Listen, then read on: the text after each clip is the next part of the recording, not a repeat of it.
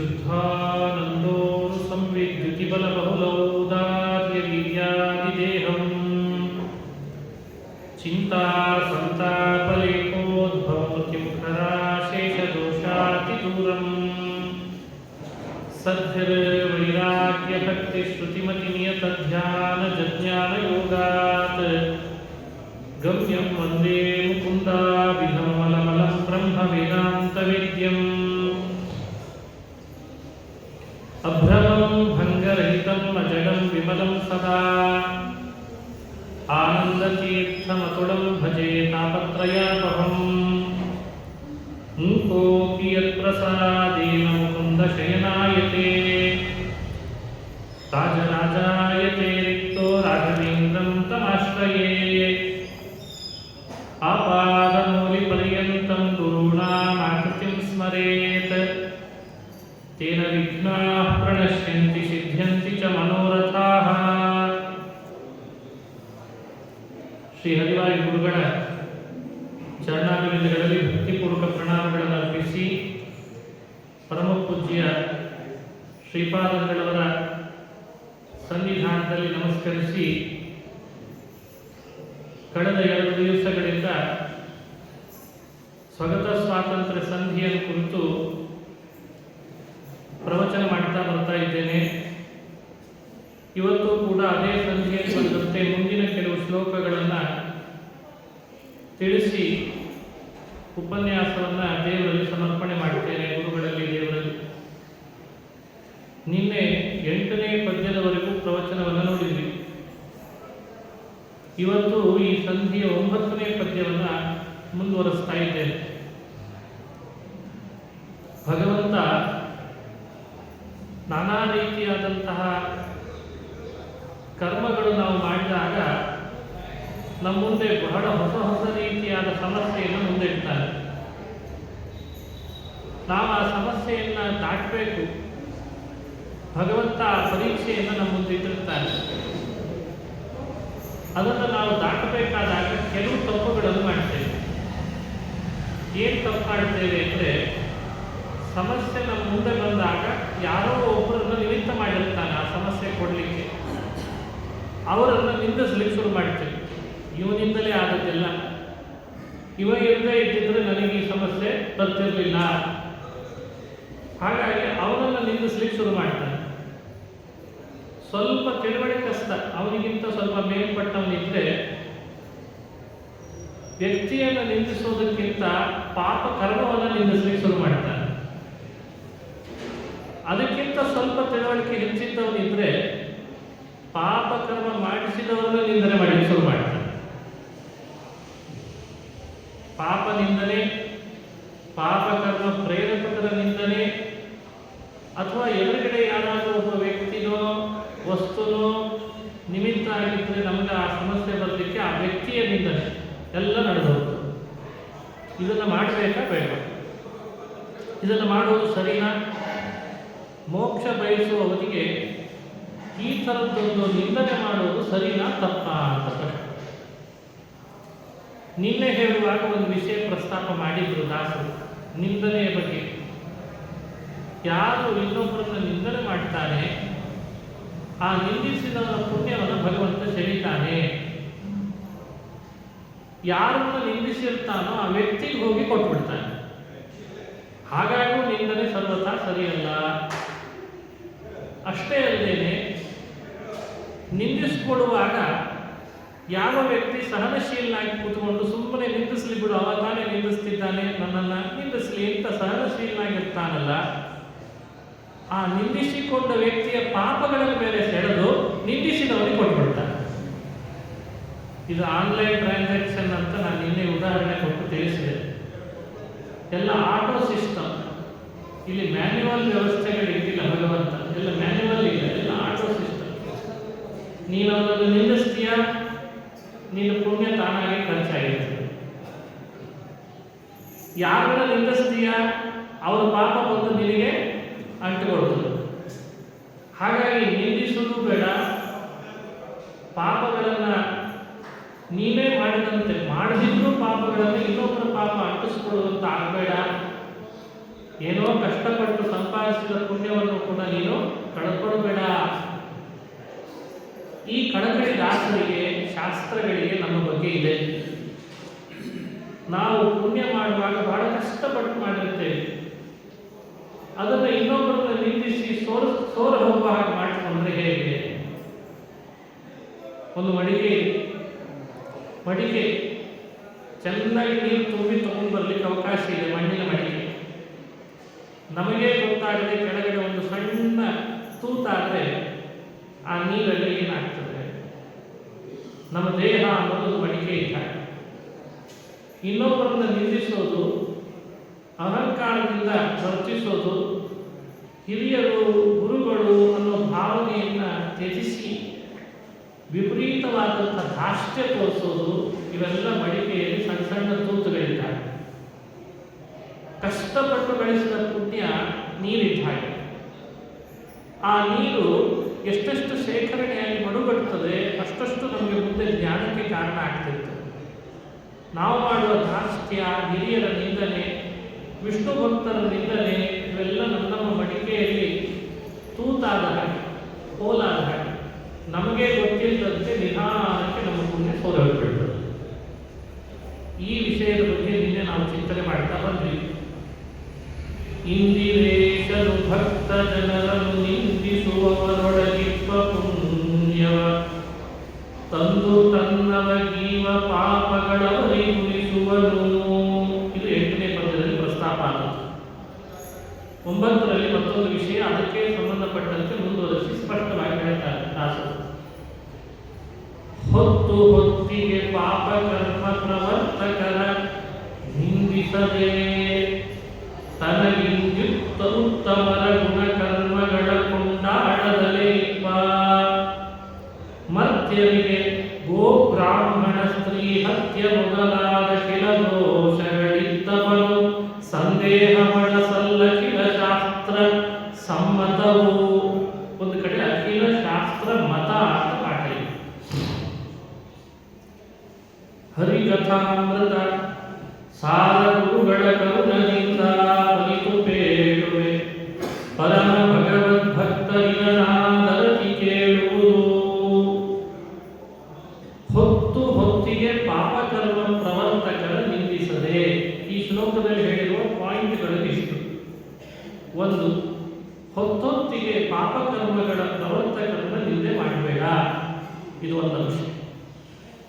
ತನಗಿಂದುತ್ತಮರ ಗುಣಕರ್ಮಗಳ ಕೊಂಡಾಟದಲ್ಲಿ ಎರಡು, ಮರ್ತ್ಯರಿಗೆ ಗೋ ಬ್ರಾಹ್ಮಣ ಸ್ತ್ರೀ ಹತ್ಯೆ ಮೊದಲಾದ ಅಖಿಲ ದೋಷಗಳ ಇತ್ತಪನು. 3ನೇ ಪಾಯಿಂಟ್, ಸಂದೇಹ ಬಡಸಲ್ಲ ಶಾಸ್ತ್ರ ಸಮ್ಮತವು ಇದು. ಹೀಗೆ 3 ಪಾಯಿಂಟ್ಗಳ 3 ಅಂಶಗಳನ್ನು ಪ್ರಧಾನವಾಗಿ ಈ ಶ್ಲೋಕದಲ್ಲಿ ದಾಸರು ನಮಗೆ ಹೇಳ್ತಾರೆ.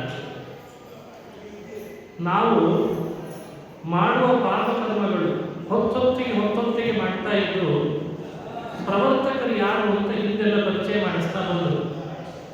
ತತ್ವಾಭಿಮಾನಿ ದೇವತೆಗಳಿದ್ದಾರೆ, ತತ್ವಾಭಿಮಾನಿ ಅಸುರರು ಇರ್ತಾರೆ. ನಮ್ಮೊಳಗಿರುವ ಅಸುರರು ಪಾಪ ಪ್ರವರ್ತಕರಾಗಿರ್ತಾರೆ. ಅಪ್ಪಿ ತಪ್ಪಿಯು ಪಾಪಗಳನ್ನು ಪ್ರವೃತ್ತಿ ಮಾಡ್ತಾರಲ್ಲ, ಅವರು ಮಾಡಿಸ್ತಾರಲ್ಲ ನಮ್ಮ ಕಡೆಯಿಂದ, ಅವರ ಬಗ್ಗೆ ನೀನು ನಿಂದೆ ಮಾಡಬೇಡ. ಎಷ್ಟು ಅದ್ಭುತವಾದ ಮಾತು. ನೀನಿಂದ ಮಾಡಬೇಡ ಅವ್ರ ಬಗ್ಗೆ. ಕೆಲವರಿಗೆ ಅನ್ನಿಸ್ತಾ ಇರ್ತದೆ, ಈ ತತ್ವಾಭಿಮಾನಿ ಅಸುರವೇ ಎಲ್ಲೇ ಹೋಗಿದ್ದಿದ್ರೆ ಎಷ್ಟು ಚೆನ್ನಾಗಿರ್ತಿತ್ತಲ್ಲ, ನಮ್ಮಿಂದ ಪಾಪಗಳು ನಡೆಯೋ ಪ್ರಶ್ನೆ ಬರ್ತಿರಲಿಲ್ಲ.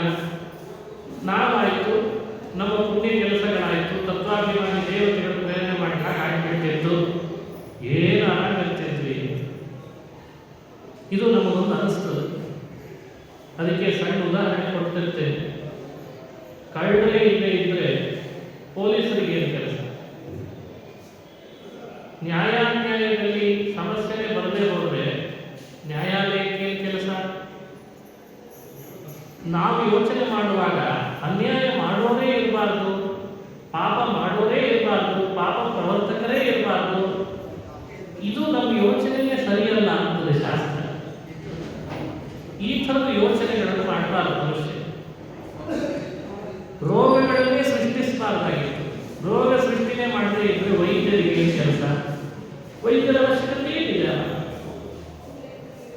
ಹೀಗೆ ಮನುಷ್ಯ ಸಮಸ್ಯೆಗಳೇ ಬೇಡ, ಸಮಸ್ಯೆಗಳ ಸೃಷ್ಟಿಯನ್ನು ಮಾಡೋದೇ ಬೇಡ, ಸಮಸ್ಯೆ ಕೊಡೋದೇ ಬೇಡ ಅಂತ ಯೋಚನೆ ಮಾಡಬಾರ್ದಂತೆ. ಯಾಕೆಂದ್ರೆ ಭಗವಂತ ಮಾಡಿದ ಸೃಷ್ಟಿಯಲ್ಲಿ ಯಾವುದೊಂದು ವಿಷಯಗಳು ವ್ಯರ್ಥವಲ್ಲ. ಒಂದು ಹುಲ್ಕಡ್ಡಿ ಸೃಷ್ಟಿ ಮಾಡಿದ್ದಾನೆ ಅಂದ್ರೆ ಪರಮಾತ್ಮ, ಅದು ಸಾರ್ಥಕತೆ.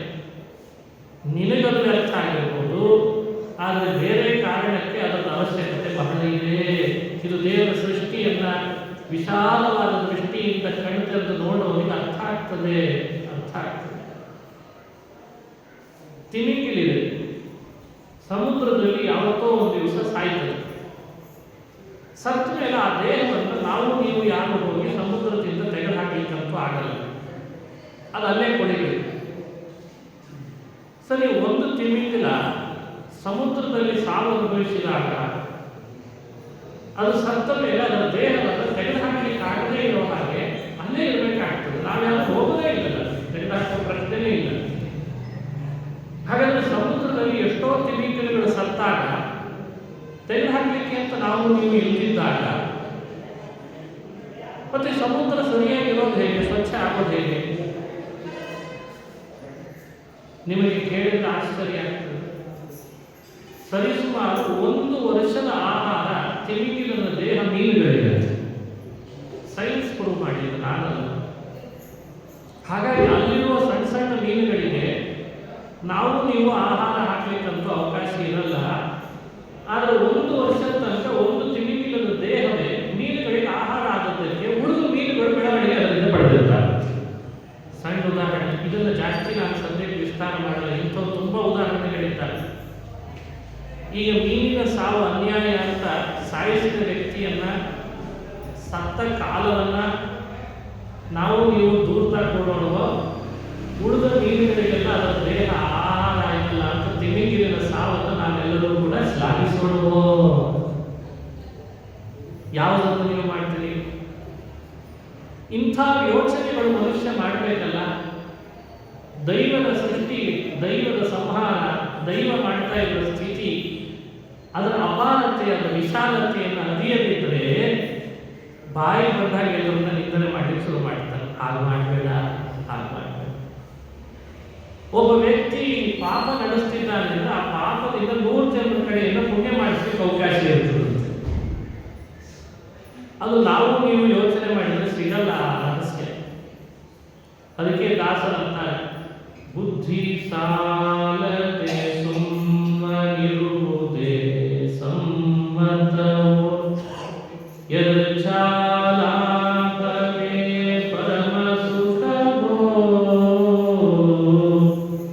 ಬುದ್ಧಿ ಸಾಲದೆ ಸುಮ್ಮನಿರುವುದೇ ಸಮ್ಮತವೋ, ಯರ್ಚಾಲಾಭವೇ ಪರಮ ಸುಖವೋ. ಸಾಧನದ ದಾರಿಯನ್ನು ನೀನು ಹುಡುಕ್ತೇನೆ, ನೀನು ಮಾಡ್ತೇನೆ, ನೀನೇ ಕ್ರಮಪ್ಪ.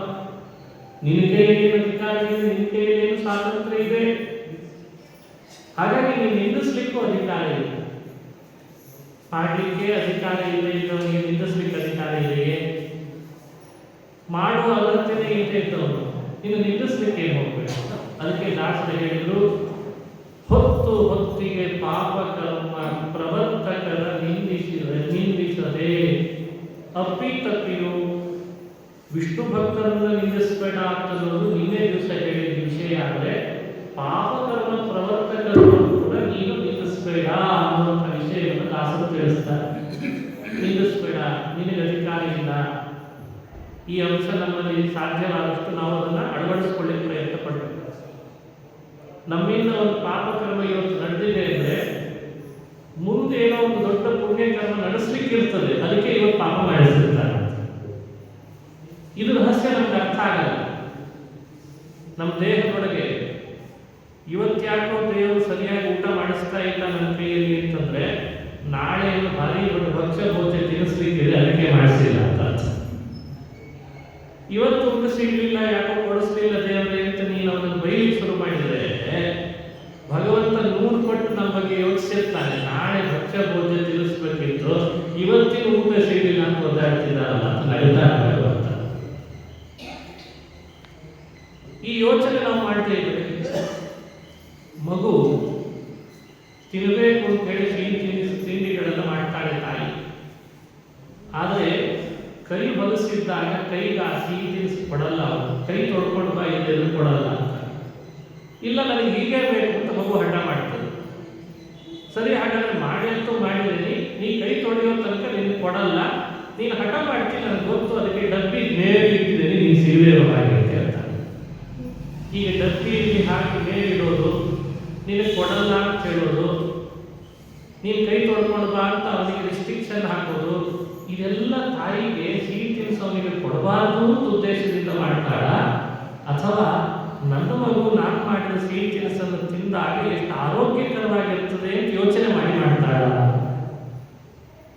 ಒಂದು ಜನ್ಮದ ತಾಯಿಗೆ ಮಗುವಿನ ಬಗ್ಗೆ ಇಷ್ಟ ಆಲೋಚನೆ ಇರ್ತದೆ.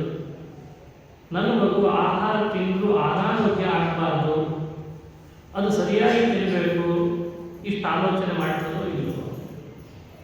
ಇದು ಹೇಗೋ ಇದಕ್ಕಿಂತ ಕೋಟಿ ಪಟ್ಟು ಭಗವಂತ ನಮ್ಮ ತಾಯಿಯ ಸ್ಥಾನದಲ್ಲಿದ್ದು ನಮ್ಮ ಬಗ್ಗೆ ಆಲೋಚಿಸಿ ನಮ್ಮಿಂದ ಪಾಪಕರ್ಮವನ್ನು ನಡೆಸಲಿಕ್ಕೆ ಬೇಕಾಗುವ ಹಾಗೆ ದೈತ್ಯರನ್ನು ಪ್ರೇರಣೆ ಮಾಡಿ ನಮ್ಮ ಅರ್ಹತೆ, ನಮ್ಮ ಯೋಗ್ಯತೆ, ನಮ್ಮ ಕರ್ಮವನ್ನು ನೋಡಿಯೇ ಮಾಡಿಸಿರ್ತಾರೆ. ಈ ಕಾರಣಗಳನ್ನೆಲ್ಲ ಯೋಚಿಸಿದಾಗ ಅವರನ್ನು ನಿಂದಿಸಲಿಕ್ಕೆ ಅವಕಾಶವೇ ಇಲ್ಲ. ಪಾಪಕರ್ಮ ಮಾಡಿ ಪಾಪಕರ್ಮ ಮಾಡಿಸ್ತೇನೆ, ಮಾಡಿಸಿ. ದೈವ ಹಾಕಿ ಪ್ರೇರಣೆ ನಿಮಗೆ ಹಾಕಿ ಮಾಡಿದ್ರೆ ಮಾಡಿಸ್ತಾ ಇದ್ದೀವಿ. ನಾನು ಯಾರು ನಿಮ್ಮನ್ನು ನಿಂದಿಸಲಿಕ್ಕೆ? ನಾನು ಅನುಭವಿಸ್ಲಿಕ್ಕಷ್ಟೇ, ನಿಂದಿಸ್ಲಿಕ್ಕೆ ಅರ್ಹನಲ್ಲ. ಅದಕ್ಕೆ ನಿಂದಿಸಬೇಡ. ಈ ವಿಷಯದಲ್ಲಿ ದ್ರೌಪದಿ ದೇವಿ, ಭೀಮಸೇನ ಇವರೆಲ್ಲ ಈ ಭಾಗವತ ಧರ್ಮವನ್ನು ಅತ್ಯುತ್ತಮ ಸ್ತರದಲ್ಲಿ ಆಚರಣೆ ಮಾಡಿದರು. ಅವರಿಗಿಂತ ಉತ್ತಮ ಸ್ತರದಲ್ಲಿ ಇನ್ಯಾರು ಆಚರಿಸೋರು ಇಲ್ಲ. ಎದುರುಗಡೆ ದುಶ್ಯಾಸನ ಇದ್ದಾನೆ, ಸೀರೆ ಸೆಳೆತಿದ್ದಾನೆ, ತನ್ನ ಹೆಂಡತಿಯ ಸೀರೆ ಸೆಳೆತಿದ್ದಾನೆ. ಭೀಮಸೇನ ಅದನ್ನು ನೋಡ್ತಿದ್ದಾನೆ. ಆದರೆ ದೇಹದಲ್ಲಿ ಬೇಕಾದಷ್ಟು ಬಲ ಇದೆ, ಬೇಕಾದಷ್ಟು ಬಲ ಇದೆ. ಸ್ವತಃ ದ್ರೌಪದಿಯ ಕಣ್ಣಿನ ಅಂಚಿನಲ್ಲಿ ಆ ಶಕ್ತಿ ಇದೆ. ದುಶ್ಯಾಸನನ್ನ ಕ್ಷಣಾಂತದಲ್ಲಿ ಭಸ್ಮ ಮಾಡುವ ಶಕ್ತಿ, ಹೊಯ್ಯುವ ಶಕ್ತಿ ಇದೆ, ಸುಡುವ ಶಕ್ತಿ ಇದೆ, ಕೆಳಗಾಕುವ ಶಕ್ತಿ ಇದೆ. ಭೀಮನಿಗೆ ಎಂಥ ಶಕ್ತಿ ಇದೆ ಅಂದರೆ ಕೂತಲ್ಲೇ ನೆಲವನ್ನು ಕಾಲಿನಿಂದ ಅಮುಕಿದ್ರೆ ಸಾಕಾಗಿತ್ತಂತೆ, ಭೂಮಿ ನಡಕ ಉಂಟಾಗಿ ದುಶ್ಯಾಸನ ಕೆಳಗೆ ಬಿದ್ದುಬಿಡುವುದು. ಆ ಶಕ್ತಿ ಇದೆ. ಅದು ಮಾಡ್ತಾ ಇಲ್ಲ. ದುಶ್ಯಾಸನ ನಿಂದಿಸಲಿಲ್ಲ, ದುರ್ಯೋಧನ ನಿಲ್ಲಿಸಲಿಲ್ಲ, ಸಭೆ ಒಳಗಿದ್ದವರನ್ನು ನಿಲ್ಲಿಸಲಿಲ್ಲ. ಯಾಕೆ? ದೇವರ ಇಚ್ಛೆ ಸಂಕಲ್ಪ ಈಗಿಲ್ಲ. ಯಾರನ್ನು ಕೊಲ್ಲಬಾರದು, ನಿಂದಿಸಬಾರದು. ಇದು ಅವನ ಇಚ್ಛೆಗೆ ಸಂಬಂಧಪಟ್ಟದ್ದು. ನೋಡಿ, ಆ ನಿಂದಿಸದೇ ಇದ್ದದ್ದೇ ಒಂದು ಪುಣ್ಯ ಬಂದ್ಬಿಡ್ತದೆ. ಇದು ರಹಸ್ಯ, ಇದನ್ನು ತಿಳಿಸ್ಕೊಡ್ತಾರೆ. ಹಾಗಾಗಿ ನಾವು ಸಾಧ್ಯವಾದಷ್ಟು ನಮ್ಮ ಬದುಕಿನಲ್ಲಿ ಪಾಪ ಪ್ರೇರೇಪಕರನ್ನ, ನಮಗೆ ಯಾರು ಸಮಸ್ಯೆ ಒಡ್ಲಿಕ್ಕೆ ಬಂದಿರ್ತಾರೆ ಅವರನ್ನ ಬೇಕಾದಾದರೂ ನಿಂದಿಸದೆ ಸಹನಶೀಲತೆಯನ್ನು ಭಾಗವತ ಧರ್ಮವನ್ನು ಆಚರಣೆ ಮಾಡಿ. ಎರಡನೇ ಅಂಶ, ಉತ್ತಮರ ಗುಣಕರ್ಮಗಳ ಕೊಂಡಾಡದಲೆ ಇಪ್ಪಮರ್ತ್ಯಗೆ. ಇದು ಭಾಗವತದ ಧರ್ಮ. ಯಾರು ನಮಗಿಂತ ಉತ್ತಮರಿರ್ತಾರೆ ಅವರಲ್ಲಿ ಕಾಣುವ ಗುಣವನ್ನು, ಅವರಿಂದ ನಡೆಯುವ ಕೆಲಸಗಳನ್ನು ಮನಸ್ಸು ತುಂಬ ಶ್ಲಾಘನೆ ಮಾಡಬೇಕಾಗುತ್ತೆ, ಹೃದಯ ತುಂಬಿ. ಇತ್ತೀಚೆಗೆ ಇದು ಕಡಿಮೆ ಆಗ್ತಾ ಇದೆ. ನಮ್ಮೊಳಗೆ ಯಾಕೆ ಒಳ್ಳೆತನ ಜಾಸ್ತಿ ಆಗ್ತಾ ಇಲ್ಲ, ಕಡಿಮೆ ಆಗ್ತಾ ಇದೆ ಅಂತ ಒಂದು ಜಿಜ್ಞಾಸೆ. ಕಾರಣ ಏನು ಅಂದರೆ, ಯಾರು ಉತ್ತಮರಿದ್ದಾರೆ ನಮಗಿಂತ ಅವರು ಒಳ್ಳೆಯದನ್ನು ಮಾಡಿದಾಗ ಅದನ್ನು ಮನಸ್ಸು ತುಂಬ ನಾವು ಹೊಗಳಲ್ಲ. ಇದು ಬೇಕಾದ್ರೆ ಪರೀಕ್ಷೆ ಮಾಡ್ಬೋದು. ಇನ್ನೊಬ್ಬರು ಮಾಡ್ತಿರುವ ಒಳ್ಳೆಯ ಕೆಲಸಗಳನ್ನು, ಒಳ್ಳೆಯ ಗುಣಗಳನ್ನು ಅವರಲ್ಲಿ ಕಂಡಾಗ ಅವರಲ್ಲಿ ಇದ್ದುದನ್ನು ಒಂದನ್ನು ಹೊಗಳ್ರಿ, ನಮ್ಮೊಳಗೆ 10 ಗುಣ ಬರಲಿಕ್ಕೆ ಶುರುವಾಗ್ತದೆ. ಒಬ್ಬ ಕವಿ ಹೇಳ್ತಾನೆ, ನೈಷಧ ಅಂತ ಬಹಳ ಪ್ರಸಿದ್ಧ ಕವಿ ಶ್ರೀಹರ್ಷ. ಒಳ್ಳೆಯದನ್ನು ಕಂಡು, ಒಳ್ಳೆಯ ಕೆಲಸವನ್ನು ಕಂಡು ಮಾಡಿದ ವ್ಯಕ್ತಿಗಳನ್ನು ಯಾರು ಬಾಯಲ್ಲಿ ಹೊಗಳಲ್ಲ, ನಾಲಿಗೆಗೆ ಹಾಕಿದ ಶೂಲ ಅದು ಅಂತ ಹೇಳ್ತಾರೆ. ನಾಲಿಗೆಗೆ ಪ್ರತ್ಯೇಕ ಶೂಲ, ನಾಲಿಗೆ ಅಲ್ಲ ಅದು ಏನಂತದು, ಅದು ಶೂಲ ಅಂತ. ಪ್ರತ್ಯೇಕ ಶೂಲ ಬೇಡ. ಜಗತ್ತಿನೊಳಗೆ ಬಹಳ ಬಹಳ ಶೂಲಗಳಿದ್ದಾವೆ ರಾಜನ ಆಸ್ಥಾನದಲ್ಲಿ, ಅದು ಬೇಡ. ಇದೇ ಶೂಲ. ಯಾವುದು ಶೂಲ? ಒಳ್ಳೆ ಗುಣ ಕಂಡಾಗ ಮನಸ್ಸಿನಿಂದ ಅದನ್ನು ಹೊಗಳ್ಬೇಕು. ಹೃದಯ ಏನು ಅದ್ಭುತ ಇದೆ ಈ ಗುಣ, ಎಂಥ ಕಾರ್ಯ ಮಾಡಿದ್ರು ಇವರು, ಎಷ್ಟು ದೈವಭಕ್ತಿ ಮೆರೆದ್ರು, ಎಷ್ಟು ಧರ್ಮ ಉಳಿಸಿದ್ರು, ಎಷ್ಟೊಳ್ಳೆ ಮಾತನಾಡಿದ್ರು. ಹೀಗೆ ಹೃದಯ ತುಂಬಿ ಹೊಗಳಬೇಕಂತ. ಇದು ಭಾಗವತದ ಧರ್ಮ. ನಾವು ಆ ಪ್ರಶಂಸೆ ಮಾಡುವ ವ್ಯಕ್ತಿತ್ವವೇ ಬೆಳೆಸ್ಕೊಳ್ತಾ ಇದ್ದೀವಿ ಇತ್ತೀಚೆಗೆ. ಗುಣವೃದ್ಧರು ಅಂತ ಕರೀತಾರೆ ಇವರನ್ನು ಹಿರಿಯರು. ಗುಣವೃದ್ಧರು, ಅನಂತ ಗುಣಗಳು ಒಬ್ಬನಲ್ಲಿ ಇರಬೇಕು ಅಂತ ಇಲ್ಲ. ಗುಣಗಳು ಪ್ರತ್ಯೇಕ ಒಬ್ಬೊಬ್ಬರಲ್ಲಿ ದೇವರು ಇಟ್ಟಿರ್ತಾನೆ. ಯಾಕಂದ್ರೆ ತನ್ನಲ್ಲಿ ಮಾತ್ರ ಅನಂತ ಗುಣ ಇಟ್ಕೊಂಡಲ್ಲ ಮಹಾನುಭಾವ. ಪ್ರತ್ಯೇಕ ಒಬ್ಬೊಬ್ಬರಲ್ಲಿ ಒಂದೊಂದು ಇಟ್ಟಿರ್ತಾನೆ. ಯಾಕೆ ಇಟ್ಟಿರ್ತಾನೆ? ತನ್ನದೇ ಬೇರೆ ಬೇರೆಯವರಲ್ಲಿ ಇಟ್ಟಿರ್ತಾನೆ. ಯಾಕೆ ಇಟ್ಟಿರ್ತಾನೆ ಅಂದರೆ ಪ್ರತ್ಯೇಕವಾಗಿ ನಮ್ಮ ಕಣ್ಣಿಗೆ ಎಲ್ಲ ಗುಣಗಳನ್ನು ಏಕಕಾಲದಲ್ಲಿ ಮನಸ್ಸಿಗೆ ಗ್ರಹಿಸಿಕೊಳ್ಳಿಕ್ಕೆ ಸಾಧ್ಯ ಇಲ್ಲ. ಅದಕ್ಕೆ ಬೇರೆ ಬೇರೆ ಇಟ್ಟಿರ್ತಾನೆ. ಪಾರಿವಾಳದಲ್ಲಿಟ್ಟ ಗುಣವೇ ಬೇರೆ, ಕಾಗೆಯಲ್ಲಿಟ್ಟ ಗುಣವೇ ಬೇರೆ, ನವಿಲಿನಲ್ಲಿಟ್ಟ ಗುಣವೇ ಬೇರೆ, ಹುಲಿಯಲ್ಲಿಟ್ಟ ಗುಣವೇ ಬೇರೆ, ಸಿಂಹದಲ್ಲಿಟ್ಟ ಗುಣವೇ ಬೇರೆ, ನದಿಯಲ್ಲಿಟ್ಟ ಗುಣವೇ ಬೇರೆ, ಹಾವಿನಲ್ಲಿಟ್ಟ ಗುಣವೇ ಬೇರೆ. ಆದರೆ ನೀನು ಅದನ್ನು ಸಂಗ್ರಹಿಸಿ ಒಂದೊಂದು ಗುಣಗಳು ಅಲ್ಲಿ ಇದ್ದದನ್ನ ಏನು ಅದ್ಭುತ ಅಂತ ಮನಸ್ಸಿನಲ್ಲಿ ತಂದುಕೊಂಡ್ರೆ ಅದೇ ಒಂದು ಆನಂದ ಆಗ್ತದೆ. ನಾನು ಬರೀ ಮನುಷ್ಯರು ಹೇಳ್ತಾ ಇಲ್ಲ, ಪಕ್ಷಿ ಪ್ರಾಣಿ ಹೇಳ್ತಾ ಇದ್ದೇನೆ. ನಮಗಿಂತ ಉತ್ತಮರಲ್ಲಿರುವ ಗುಣಗಳನ್ನು ಹೊಗಳಿದ್ರೆ ಬಹಳ ಲಾಭ ಇದೆ. ವಾತ್ಸಲ್ಯ ಅಂತ ಕರೀತಾರೆ ಶ್ರೀಹರ್ಷ. ವಾತ್ಸಲ್ಯ ಅದು ನಾಲಿಗೆನ, ಅದು ನಾಲಿಗೆ ಅಲ್ಲ, ಅದು ಶೂಲ ಇದ್ದ ಹಾಗೆ ಅಥವಾ ಶೂಲ ಚುಚ್ಚಿದ ಹಾಗೆ ಅಂತ ಅವರು ಹೇಳ್ತಾರೆ. ಅದಕ್ಕೆ ಹೃದಯ ತುಂಬಿ ಹೊಗಳು, ಅದು ನಿನಗೆ ಭಾಗವತದ ಧರ್ಮ ಅಂತ ಆಗ್ತದೆ ಅಂತ ದಾಸರಾಯ ನಮಗೆ ತಿಳಿಸ್ತಾರೆ. ಅದಕ್ಕೆ ಹಿಂದಿನವರು ತಮ್ಮ ದೃಷ್ಟಿಯನ್ನು ಬದಲಾಯಿಸಿಕೊಂಡು ಇವತ್ತು ಯಾರೆಲ್ಲ ಎತ್ತರಕ್ಕೆ ಬೆಳೆದಿದ್ದಾರಲ್ಲ, ಆ ಎತ್ತರಕ್ಕೆ ಬೆಳೀಲಿಕ್ಕೆ ಅನೇಕ ಕಾರಣಗಳಲ್ಲಿ ಇದೊಂದು ಪ್ರಧಾನ ಕಾರಣ. ಏನು ಅಂದರೆ ಗುಣ ಕಂಡ ಕೂಡಲೇ ಅದನ್ನ ಹೃದಯ ತುಂಬಿ ಶ್ಲಾಘನೆ ಮಾಡ್ತಾರೆ. 100 ದೋಷಗಳ ಬದಲಲ್ಲಿ ಒಂದು ಗುಣ ಕಂಡ ಕೂಡಲೇ ಹೃದಯ ತುಂಬಿ ಶ್ಲಾಘನೆ ಮಾಡ್ತಾರೆ. ಯಾಕಂದ್ರೆ ದೋಷ ಯಾರಲ್ಲಿ ಇರಲ್ಲ ಹೇಳಿದ್ರು, ದೋಷ ಇಲ್ಲದವ ಅವನೊಬ್ಬನೇ. ಆದರೆ ಭಗವಂತ ದೋಷಗಳ ಜೊತೆಯಲ್ಲಿ ಗುಣ ಇಡ್ತಾ ಬರ್ತಾನೆ. ಸಾಧ್ಯವಾದಷ್ಟು ಆ ದೃಷ್ಟಿ ನೀನು ಬೆಳೆಸು. ನೀನು ಆ ದೃಷ್ಟಿ ಬೆಳೆಸ್ಕೊಂಡ್ರೆ ನಿನ್ನೊಳಗೆ ಆ ಗುಣ ಬರಲಿಕ್ಕೆ ಶುರುವಾಗ್ತದೆ. ಇದನ್ನ ನಮಗೆ ಇಲ್ಲಿ ಹೇಳ್ಕೊಡ್ತಾರೆ. ಅದಕ್ಕೆ ಅಂತಾರೆ, ಉತ್ತಮರ ಗುಣಕರ್ಮಗಳನ್ನ ಕೊಂಡಾಡದಲೇ ಇಪ್ಪ ಅಂತ ನಿಷೇಧವನ್ನು ಮಾಡ್ತಾರೆ. ಯಾರು ಉತ್ತಮರಾದವರ ಗುಣಗಳನ್ನು ಕಂಡಾಗ ಹೊಗಳಲ್ಲ, ಶ್ಲಾಘನೆ ಮಾಡಲ್ಲ, ಸ್ತುತಿಸಲ್ಲ, ಅವನಿಗೆ ಏನಾಗ್ತದೆ ಸಮಸ್ಯೆ, ಅವನಿಗೆ ಎಂಥ ದೋಷ ಬರ್ತದೆ ಅನ್ನೋದನ್ನು ಇಲ್ಲಿ ಹೇಳ್ತಾರೆ. ನಾವು ಇವತ್ತಿನಿಂದಲೇ ಬೇಕಂದ್ರೆ ಪ್ರಾರಂಭ ಮಾಡಬಹುದು. ನಮ್ಮ ಎದುರುಗಡೆ ಮನೆಯಲ್ಲಿದ್ದವರು, ನಮಗಿಂತ ಹಿರಿಯರು, ನಮ್ಮ ಗುರುಗಳು, ನಮ್ಮದೇ ಆದಂತಹ ಪರಿಸರದೊಳಗೆ ಕಂಡು ಬರುವಂತಹ ನಮಗಿಂತ ವಯಸ್ಸಿನಲ್ಲಿ ಮೇಲಿದ್ದವರು, ವಿದ್ಯೆಯಲ್ಲಿ ಮೇಲಿದ್ದವರು, ನಾವಿವತ್ತೇ ಪ್ರಾರಂಭ ಮಾಡಿ ಅದು ನಮಗೆ ಒಳ್ಳೆಯತನ ತಂದುಕೊಡ್ತದೆ. ಕಂಡು ಹೊಗಳದೇ ಇದ್ದರೆ ಏನು ದೋಷ ಬರ್ತದೆ ಅಂತ ಒಂದು ಅವ್ರು ಹೇಳ್ತಾರೆ, ಮರ್ತ್ಯರಿಗೆ ಗೋ ಬ್ರಾಹ್ಮಣ ಸ್ತ್ರೀ ಹತ್ಯೆ ಮೊದಲಾದ ಅಖಿಲ ದೋಷಗಳ ಇತ್ತವನು. ನೀನು ಹಿರಿಯರನ್ನು ಸ್ತುತಿಸಲಿಲ್ವಾ, ಗುರುಗಳನ್ನು ಸ್ತೋತ್ರ ಮಾಡಲಿಲ್ವಾ, ನಿನಗಿಂತ ಹಿರಿಯರಾದ ತಂದೆ ತಾಯಿ, ಗುರು ಹಿರಿಯರು ಅಥವಾ ಬೇರೆ ಬೇರೆ ರೀತಿಯಾಗಿ ನಿನಗಿಂತ ಉತ್ತಮರು, ಅವರನ್ನು ನೀನು ಶ್ಲಾಘಿಸಲಿಲ್ವಾ? ಶ್ಲಾಘಿಸದೆ ಹೋದರೆ ಪಾಪ ಬರ್ತದೆ. ಯಾವ ಪಾಪ? ಗೋ ಹತ್ಯೆ ಮಾಡಿಯೇ ಪಾಪ ಬರಬೇಕಾಗಿಲ್ಲ. ಗೋ ಹತ್ಯೆಯಿಂದ ಬರುವ ಪಾಪ ಹಿರಿಯರನ್ನು ಸ್ತುತಿಸದೇ ಇದ್ರೆ ಬಂದ್ಬಿಡ್ತದೆ. ಬ್ರಾಹ್ಮಣ ಹತ್ಯೆ ಮಾಡಿ ಪಾಪ ಬರಬೇಕು ಅಂತ ಇಲ್ಲಂತೆ. ಒಬ್ಬ ಹಿರಿಯರನ್ನು, ಒಳ್ಳೆ ಗುಣವಂತ ವ್ಯಕ್ತಿಯನ್ನ ಗುಣಗ್ರಾಹಿಯಾಗಿ ಹೊಗಳದೇ ಇದ್ರೆ ಪಾಪ ಬಂದ್ಬಿಡ್ತದೆ. ನೋಡಿ, ನಮ್ಮ ಬುದ್ಧಿ ಅಷ್ಟು ವಿಚಿತ್ರ ಆಗಿದೆ. ಒಂದು ಒಳ್ಳೆ ಕೆಲಸ ಮಾಡ್ತಿರ್ತಾರೆ, ಬಹಳಷ್ಟು ಖರ್ಚು ಮಾಡಿ 100 ಜನರನ್ನು ಸೇರಿಸಿ ಮಾಡ್ತಿರ್ತಾರೆ. ನಾವು ಅದನ್ನು ತಗೊಳ್ಳುವಾಗ ಎಷ್ಟು ಖರ್ಚು ಮಾಡ್ತಿದ್ದಾರೆ, ಎಷ್ಟು ದಾನ ಮಾಡ್ತಿದ್ದಾರೆ, ಇಂಥ ಒಳ್ಳೆ ಕೆಲಸ ಅಂತ ಆತರ ಮನಸ್ಸು ತಗೊಳ್ಳೋದಿಲ್ಲ. ತಗೊಳ್ಳುವಾಗ ಹೇಳ್ತು, ಎಲ್ಲಿ ಲಂಚ ತಗೊಂಡಿಲ್ಲ, ಯಾರು ತಲೆ ಹೊಡೆದು ಬಂದಾನೋ ಏನು ಮನಸ್ಸಿಗೆ ತಗೊಳ್ಳಿ ಶುರುವಾಗಿ. ಅವನ ಅಪ್ಪ ಮಾಡಿಟ್ಟಿಲ್ಲ, ಮಾಡ್ತಿದ್ದ, ಅವನು ದುಡಿದು ಮಾಡಲಿ ಗೊತ್ತಾಗ್ತದೆ. ಅವನು ದುಡಿದು ಮಾಡಲಿ, ತಲೆ ಯಾರು ಹೊಡೆದು ಬಂದ, ಲಂಚ ಎಷ್ಟು ತಗೊಂಡು ಏನು. ಯಾವ ವ್ಯಕ್ತಿಯು ಮನುಷ್ಯ ಒಬ್ಬ ವ್ಯಕ್ತಿ ಇನ್ನೊಂದು ಒಳ್ಳೆ ಕೆಲಸ ಮಾಡ್ತಿದ್ದಾನಪ್ಪ ಅಂದಾಗ ಅವನ ವೃತ್ತಿಯ ಜಾಡನ್ನು, ಅವನು ಮಾಡೋ ಕೆಲಸವನ್ನು, ಅವನ ಹಿಂದಿನ ಆಸ್ತಿಯನ್ನು, ಸಂಪತ್ತನ್ನು ಹಿಂಗೇ ಯೋಚನೆ ಮಾಡ್ತಾನೆ. ನ್ಯಾರೋ ಮೈಂಡೆಡ್ ಅಂತ ಇಂಗ್ಲಿಷ್ನಲ್ಲಿ ಒಂದು ಶಬ್ದ ಇದೆ. ಮನುಷ್ಯನಿಗೆ ನ್ಯಾರೋ ಮೈಂಡೆಡ್ ಜಾಸ್ತಿ ಆಗ್ತದೆ. ಅದರಿಂದ ಅವನು ಬೇರ್ಪಡದೆ ಹೋದ್ರೆ ಅವನ ಜೀವನದಲ್ಲಿ ಅವನು ಎಲ್ಲೂ ಏಳಿಗೆ ಬರೋದು.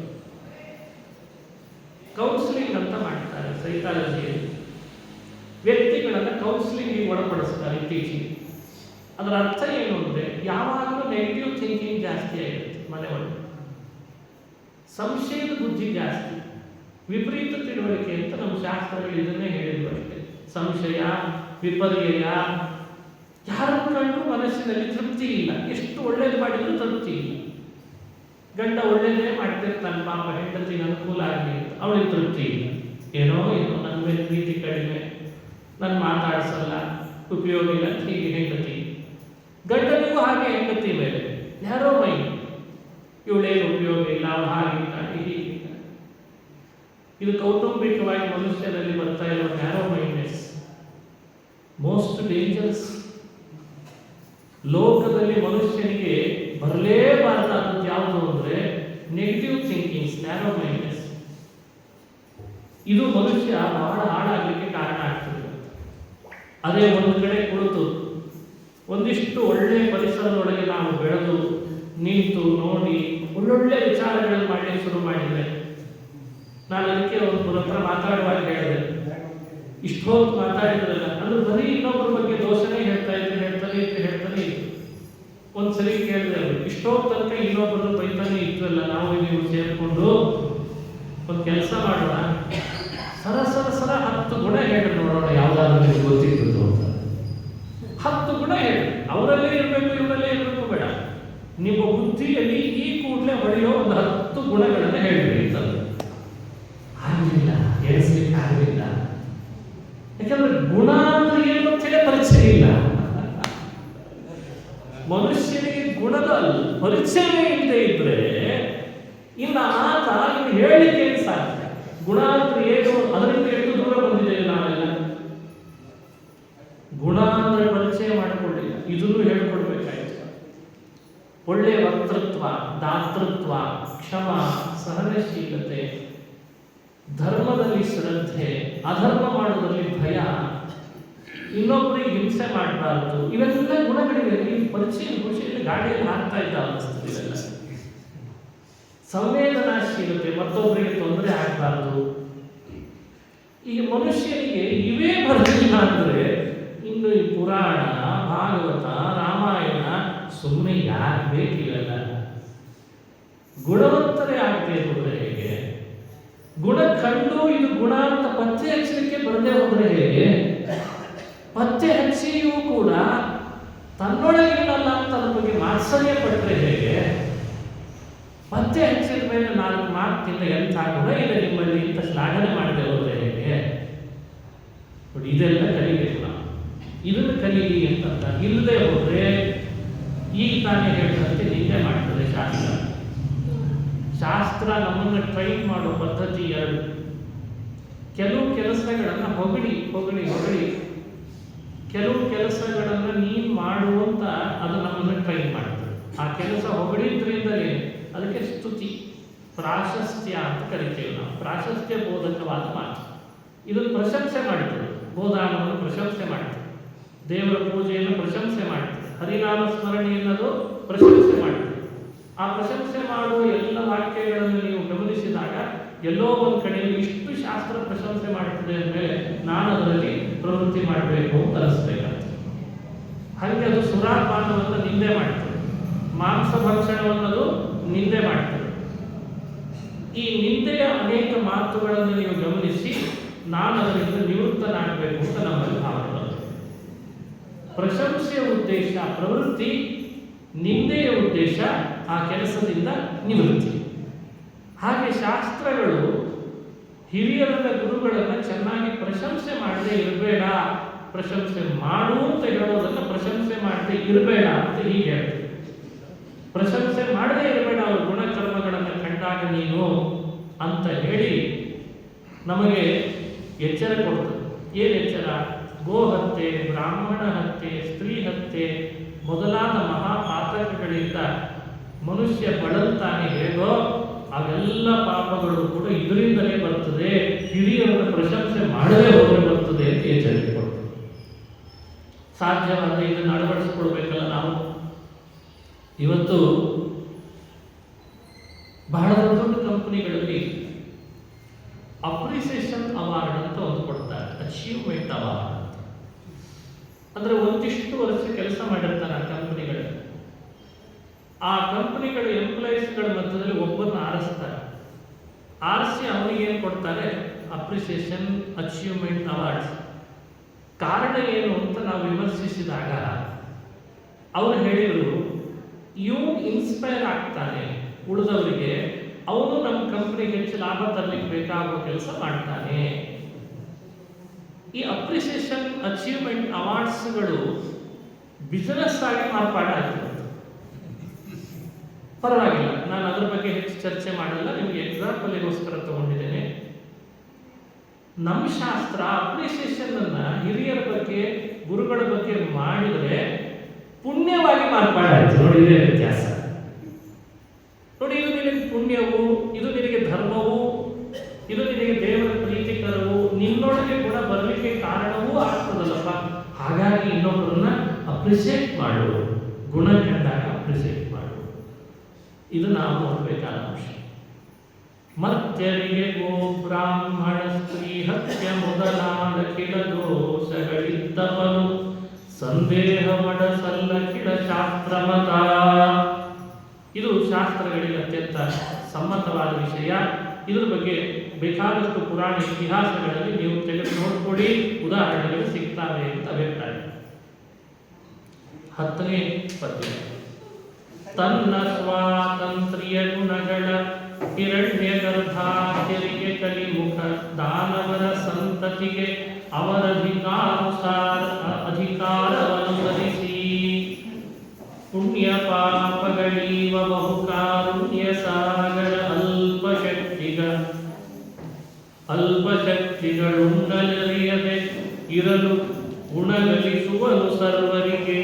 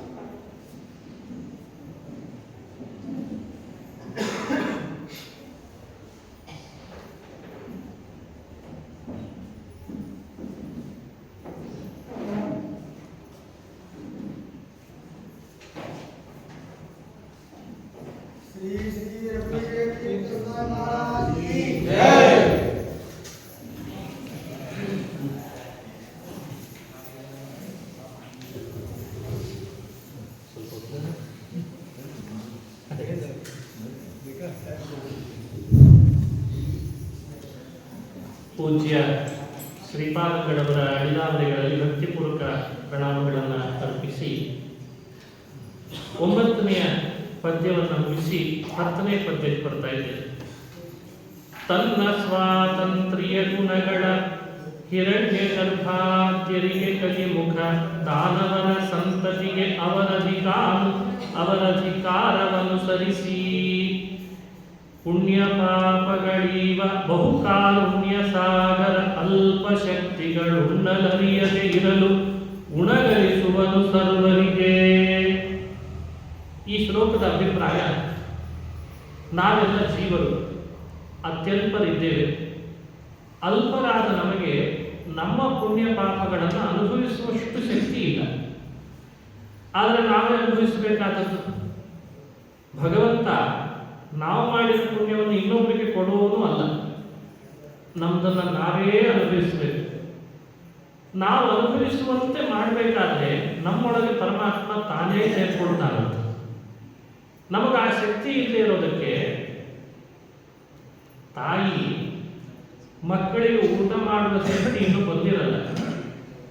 ಅವುಗಳಿಗೆ ಯಾವ ಶಕ್ತಿಯೂ ಇಲ್ಲದೆ ಇದ್ದಾಗ ತೊಡೆ ಮೇಲೆ ಕೂಡಿಸ್ಕೊಂಡೇ ಊಟ ಮಾಡಿಸ್ತಾಳೆ, ತೊಡೆ ಮೇಲೆ ಕೂಡಿಸ್ಕೊಂಡೇ ಎಲ್ಲ ಮಾಡಿಸ್ತಾಳೆ. ಹಾಗೆ ಭಗವಂತ ನಮ್ಮನ್ನೆಲ್ಲ ತನ್ನ ಮಕ್ಕಳಂತೆ ಮಾಡಿಕೊಂಡು ನಮಗೆ ನಾವೇ ಮಾಡಿದ ಪುಣ್ಯ ಪಾಪಗಳನ್ನು ಉಳಿಲಿಕ್ಕೆ ಶಕ್ತಿ ಇಲ್ಲದೆ ಇದ್ದಾಗ ತಾನೇ ಉಳಿಸ್ಲಿಕ್ಕೆ ಕಲಿಸ್ತಾನೆ. ಹೇಗೆ ಊಟ ಮಾಡಬೇಕು, ಕೆಳಗೆ ಸೋರಿಸ್ಕೋಬಾರ್ದು, ಅಗಳು ಬೀಳಬಾರ್ದು, ಮೈ ತುಂಬ ಚಲ್ಕೊಳ್ಬಾರ್ದು, ಮುಸುರೆ ಎಚ್ಚಲ ಹೇಗಿರಬೇಕು ಅಂತ ತಾಯಿ ಕಲಿಸ್ತಾಳೋ ಇಲ್ಲ. ತಂದೆ ಹಾಗೆ ತಾಯಿ ಹಾಗೆ ಭಗವಂತ ನಮ್ಮೊಳಗೆ ಇದ್ದು ಬಿಂಬನಾಗಿ ನಮಗೆ ಪುಣ್ಯ ಪಾಪಗಳನ್ನು ಹೇಗೆ ಉಡಬೇಕು ಅನ್ನೋದನ್ನು ಹೇಳಿಕೊಡ್ತಾನೆ. ಇದು ಭಗವಂತನ ಮಹಿಮೆ. ಇಲ್ಲಿ ಹೇಳಿಕೊಡುವಾಗ ಸ್ವಾತಂತ್ರ್ಯವನ್ನು ಏನು ಮಾಡಿರ್ತಾನೆ? ಹಿರಣ್ಯಗರ್ಭ ದೆಹಿಲರಿಗೆ ಕಲಿಮುಖ ದಾನವರ ಸಂತತಿಗೆ ಅವರ ಅಧಿಕಾರವನ್ನು ಅನುಸರಿಸಿ ಪುಣ್ಯ ಪಾಪಗಳ ಈವ. ಇದು ಓಂ ಸ್ವಾಮಿನ ಫಲಶ್ರುತೆ ಯಾತ್ರೇಯ ಅಂತ ಸೂತ್ರಕಾರರು ಅನುಸಂಧಾನ ಮಾಡಿಸಿದ್ದಾರೆ. ಸ್ವಾಮಿನ ಫಲಶ್ರುತೆ ಅನ್ನೋಲ್ಲಿ ಸ್ವಾಮಿ ಅನ್ನೋ ಶಬ್ದವನ್ನು ಹಾಕಿದ್ದಾರೆ. ಅವರಿಗೂ ಸ್ವಾಮಿತ್ವವನ್ನು ಪರಮಾತ್ಮ ನೀಡಿದ್ದಾನೆ ಅಂತ ವ್ಯಾಸರ ಅಭಿಪ್ರಾಯ ಅಂತ ಗೊತ್ತಾಗ್ತದೆ. ಆ ಸ್ವಾಮಿತ್ವವನ್ನೇ ದಾಸರಾಯರು ತನ್ನ ಸ್ವಾತಂತ್ರ್ಯ ಗುಣಗಳ ಹಿರಣ್ಯ ಗರ್ಭಾದ್ಯರಿಗೆ ಅಂತ ಹೇಳಿರಬೇಕು ಅಂತ ತಿಳಿಯಿತು. ಈ ದೊಡ್ಡ ದೊಡ್ಡ ರಾಜರು ತಮ್ಮ ಕೈ ಕೆಳಗಿರುವಂತಹ ಮಂತ್ರಿಗಳಿಗೆಲ್ಲ ಇಂತಿಂಥ ಊರುಗಳನ್ನು, ಇಂತಿಂಥ ಹಳ್ಳಿಗಳನ್ನು ನೀವು ವಹಿಸ್ಕೊಂಡು ನೀವು ಅದರ ಬಗ್ಗೆ ಸರಿಯಾದ ವ್ಯವಸ್ಥೆಯನ್ನು ಮಾಡಿರಿ ಅಂತ ಹಂಚಿಕೊಡ್ತಾನಲ್ವ, ಹಾಗೆ ಭಗವಂತ ಮಾಡಿರ್ತಾನೆ ಅಂತ ಅರ್ಥ. ನೀನು ಈ ರಾಜ್ಯದ ಅಧಿಪತಿ, ನೀನು ಗ್ರಾಮಾಧಿಪತಿ, ನೀನು ಲೆಕ್ಕದ ಅಧಿಪತಿ ಅಂತ ಮಾಡಿರ್ತಾನೆ ಒಬ್ಬೊಬ್ಬ ವ್ಯಕ್ತಿಗಳನ್ನು ರಾಜ. ಹಾಗೆ ಭಗವಂತ ಮಾಡಿಸಿ ಪುಣ್ಯ ಪಾಪಗಳನ್ನು ಅಲ್ಪರಾದ, ಅಶಕ್ತರಾದ, ಅಣುವಾದ, ಅಸ್ವತಂತ್ರರಾದ ನಮ್ಮಂಥ ಜೀವರಿಗೂ ಆ ಪುಣ್ಯ ಪಾಪಗಳು ಬೆಟ್ಟದಷ್ಟು ಎದುರುಗಡೆಯಲ್ಲಿ ಇವೆ ನೋಡು ತಂದುಬಿಟ್ರೆ ಹೆದರಿಕೆಯಾಗಿ ನಮಗೆ ಏನು ಬೇಡ ಹೋಗಿಬಿಡುತ್ತೆ. ಆದರೆ ಅದನ್ನು ನಿಧಾನ ಉಳಿಸ್ಲಿಕ್ಕೆ ಕಲಿಸ್ತಾನೆ. ಇದಕ್ಕಿಂತ ಕರುಣಾಸಾಗರ ಜಗತ್ತಿನಲ್ಲಿ ಯಾರಿದ್ದಾರೆ ಅಂತ ಕೇಳಿದ್ರು ನೋಡಿ. ಅದಕ್ಕೆ ಪುಣ್ಯ ಪಾಪಗಳೀವ ಬಹುಕಾರುಣ್ಯ ಸಾಗರ ಅಲ್ಪ ಶಕ್ತಿಗಳು ಉಣ್ಣಲರಿಯದೇ ಇರಲು. ಉಣ್ಣಲರಿಯದೇ ಇರಲು ಅಂದರೆ ನಮಗದು ಉಣ್ಲಿಕ್ಕೂ ಕೂಡ ತಿಳಿಯದೇ ಇದ್ದಾಗಿದ್ದೇವೆ. ಉಣಗಳಿಸುವುದು ಸರ್ವರಿಗೆ ಅಂತ ದಾಸರಾಯರು ಅನುಸಂಧಾನ ಮಾಡಿಸ್ತಾರೆ. ಇದು ಕಾರುಣ್ಯ ಸಾಗರ ಅಂತನೋ ಮಾತಿನ ಸ್ವಾರಸ್ಯ. ಉಡ್ಲಿಕ್ಕೆ ಬರದೇ ಇರೋನಿಗೆ, ತಿನ್ಲಿಕ್ಕೆ ಬರದೇ ಇರೋನಿಗೆ, ಬಟ್ಟೆ ಹಾಕ್ಕೊಳ್ಳಿಕ್ಕೆ ಬರದೇ ಇರೋನಿಗೆ, ನಡಿಲಿಕ್ಕೆ ಬರದೇ ಇರೋನಿಗೆ, ಮಾತಾಡ್ಲಿಕ್ಕೆ ಬರದೇ ಇರೋನಿಗೆ ಅದನ್ನೆಲ್ಲ ಕಲಿಸುವ ತಾಯಿಯ ಕಾರುಣ್ಯ ಎಷ್ಟೋ ಆ ಭಗವಂತನ ಕಾರುಣ್ಯವೂ ಕೂಡ ಅಷ್ಟೇ ಇದೆ ಅಂತ ಆಗ ಕಾರುಣ್ಯವನ್ನು ಚಿಂತನೆ ಮಾಡಿ.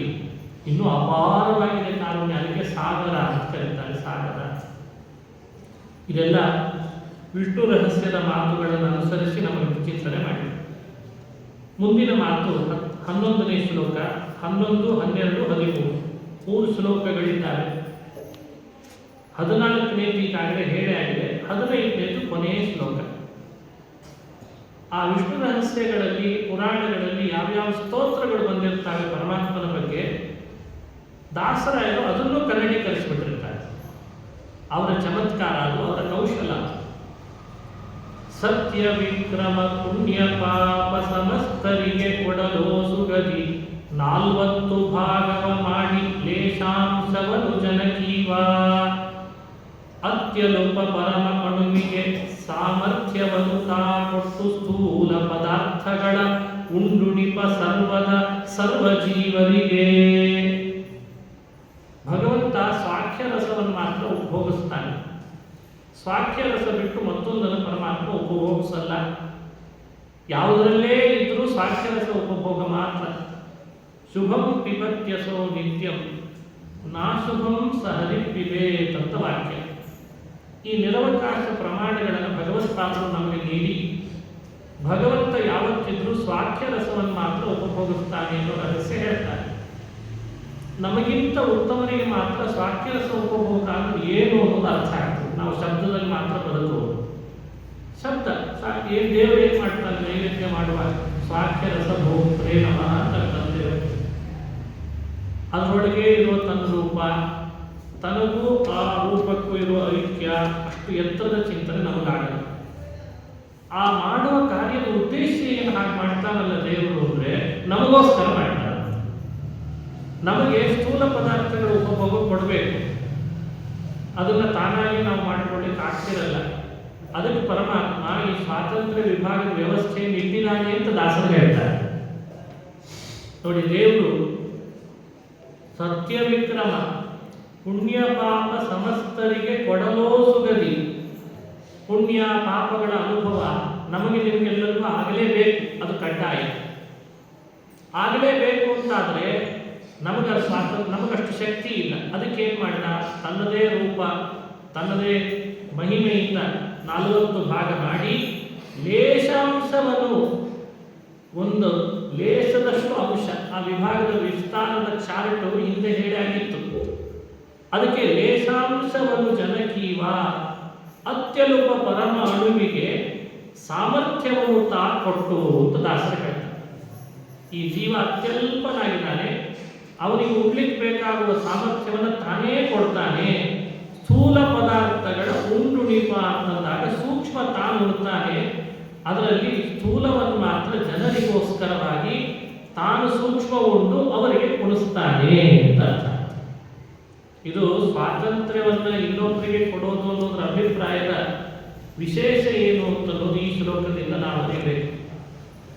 12ನೇ ಶ್ಲೋಕದಲ್ಲಿ ದಾಸರು ಒಂದು ಉದಾಹರಣೆ ಕೊಟ್ಟು ಹೇಳ್ತಾರೆ.